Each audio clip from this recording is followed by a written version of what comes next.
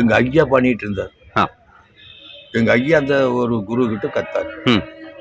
ரெண்டாவது இந்த ஐயா வந்து எனக்கு கற்றுக் கொடுத்தார் இந்த தொழிலை. இப்போ நான் ஒரு 4-5 பேருக்கு கற்றுக் கொடுத்துருக்கேன். இது ஏன் அப்புறம் இதில் வந்து பார்த்தீங்கன்னா இன்னொரு நாயனம் இருக்குதுங்க. அது கோயிலுக்கு வாசிக்கிறது, இது வந்து கல்யாணத்துக்கு வாசிக்கிறது. இப்படி நாங்கள் ஒரு நமக்கு 75 ஆச்சுங்க ஏஜ்.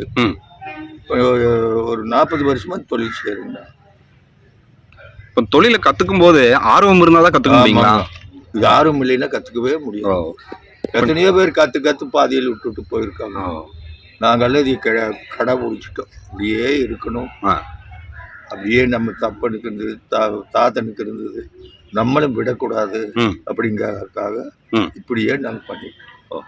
இப்போ நீங்கள் இந்த வாசிக்கிறீங்கல்ல, மூச்சு விடாமல் அதை வாசிக்கிறீங்க. ஆமாம். அது எப்படிங்க? அதை பயிற்சி இருந்தால் தான் இந்த இது வரும்.